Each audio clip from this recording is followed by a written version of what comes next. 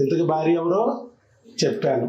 నీకు సుఖాన్ని అందించడానికి, సంతోషాన్ని అందించడానికి, నీకు వారసుని అందించి నిన్ను పితృదేవుడిగా మార్చడానికి భగవంతుడు ముల్లోకాల నుంచి వెతికి నీకు అందించిన నీ బిడ్డ యొక్క మాతృదేవత. ఆవిడ సాక్షాత్తు దేవత. మరి దేవుళ్ళని ఏం చేస్తాం? మనం ప్రసన్నం చేసుకోవడానికి ప్రయత్నిస్తాం. వినాయకుడిని ప్రసన్నం చేసుకోవడానికి ఏం చేస్తాం?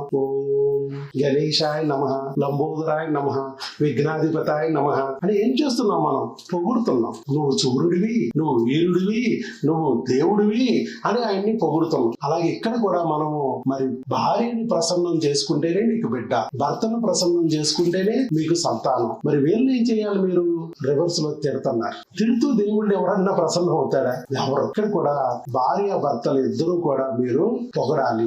ఏం పొగుడుతాం డాక్టర్ గారు? పొద్దున్నేస్తే ఏదో చచ్చినోడు తిడతాడండి నన్ను, ఆయన ఏం పొగడమంటారు డాక్టర్ గారు? ఇక్కడే మరి ఆయన నెత్తి మీదకి దెయ్యం వచ్చింది. ఏం చేయాలి మరి? ఆయన మంచోడే, కానీ దెయ్యం వచ్చి దెయ్యం లాగా బిహేవ్ చేస్తున్నాడు.